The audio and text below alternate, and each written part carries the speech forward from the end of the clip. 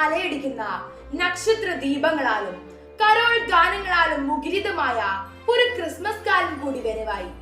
ചരിത്രത്തിൽ നിറഞ്ഞു നിൽക്കുന്നവനും ചരിത്രത്തെ മാറ്റിമറച്ചവനുമായ യേശു ക്രിസ്തുവിന്റെ ജനനം. ഇവനെ പറ്റിയാണ് ഏഷ്യാ പ്രവാചകന്റെ പുസ്തകത്തിൽ ഇങ്ങനെ എഴുതിയിരിക്കുന്നത്: നമുക്ക് ഒരു ശിശു ജനിച്ചിരിക്കുന്നു, നമുക്കൊരു പുത്രൻ നൽകപ്പെട്ടിരിക്കുന്നു. വിസ്മയനീയനായ ഉപദേഷ്ടാവ്, ശക്തനായ ദൈവം, നീതിമാനായ ദൈവം, സമാധാനത്തിന്റെ രാജാവ് എന്നിങ്ങനെ അവൻ വിളിക്കപ്പെടും.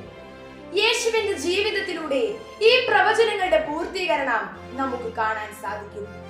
വീണ്ടും ഏഷ്യാ പ്രവാചകൻ ഇങ്ങനെ പറയുന്നു: യുവതി ഗർഭം ധരിച്ച ഒരു പുത്രനെ പ്രസവിക്കും, അവൻ ഇമ്മാനുവേൽ എന്ന് വിളിക്കപ്പെടും. അന്ധകാരത്തിൽ കഴിഞ്ഞിരുന്ന ജനം പ്രകാശം കണ്ടു. കൂരിരുട്ടിന്റെ പ്രദേശത്ത് വസിച്ചിരുന്നവരുടെ മേൽ പ്രകാശം ഉദിച്ചു. ദാവീദിന്റെ നഗരമായ ബത്ലഹേമിലെ കാലിത്തൊഴുത്തിലെ പുൽക്കൂട്ടിൽ ഉണ്ണിയേശുവിനെ ആട്ടിടയന്മാർ കണ്ടു. അതെ, പുൽക്കൂട്ടിനുള്ളിൽ ശാന്തമായി ഉറങ്ങുന്ന ഉണ്ണിയേശു. ദേവപുത്രൻ മനുഷ്യനായി ഭൂമിയിൽ അവതരിച്ചു. പാപത്തിന്റെ അന്ധകാരത്തിൽ കഴിഞ്ഞിരുന്ന മനുഷ്യരുടെ രക്ഷയ്ക്ക് വേണ്ടി ദൈവം തന്റെ ഏകജാതനെ നൽകി. സാമുവേലിന്റെ പുസ്തകത്തിൽ നാഥാൻ പ്രവാചകന്റെ വാക്കുകൾ ഓർക്കുക: നിന്റെ രാജ്യവും സിംഹാസനവും എന്നേക്കും എന്റെ മുൻപിൽ സ്ഥിരമായിരിക്കും, നിന്റെ സിംഹാസനം എന്നേക്കും നിലനിൽക്കും. അതെ, യേശുവിന്റെ കരങ്ങളിൽ അവിടുത്തെ സിംഹാസനം എന്നേക്കും ഭദ്രമായിരിക്കുന്നു. സ്നേഹം കൊണ്ട് അനേകം പ്രജകളെ സമ്പാദിച്ച രാജാവാണ് യേശു ക്രിസ്തു. അവിടുത്തെ രാജ്യം എന്നേക്കും നിലനിൽക്കുന്നു.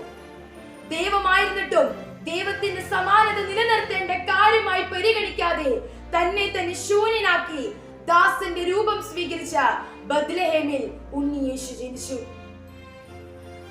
പ്രവാചകന്മാരിലൂടെ അരുളി ചെയ്യപ്പെട്ട രക്ഷയുടെ വാഗ്ദാനമാണ് യേശുവിന്റെ ജനനത്തിലൂടെ പൂർത്തീകരിച്ചത്.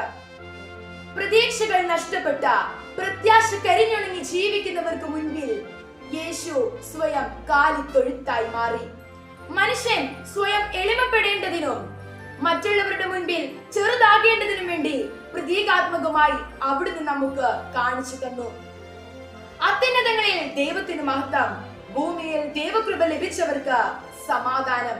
അതെ, ഭൂമിയിൽ സമാധാനത്തോടെ ജീവിക്കണമെങ്കിൽ യേശുവിന്റെ ദൈവകൃപ അത് നമുക്ക് അനിവാര്യമാണ്. നമുക്ക് ദൈവകൃപ നിറഞ്ഞവരായി വളരാൻ പരിശ്രമിക്കാം. ഉണ്ണി യേശുവിന് പിറക്കുവാനായുള്ള കാലിത്തൊഴുത്ത് നമുക്ക് നമ്മുടെ ഹൃദയങ്ങളിൽ ഒരുക്കാം. ഏവർക്കും സ്നേഹത്തിന്റെയും സന്തോഷത്തിന്റെയും ക്രിസ്മസ് പുതുവത്സരാശംസകൾ സ്നേഹപൂർവ്വം നേരുന്നു. ജയ് മിഷൻ ലീഗ്.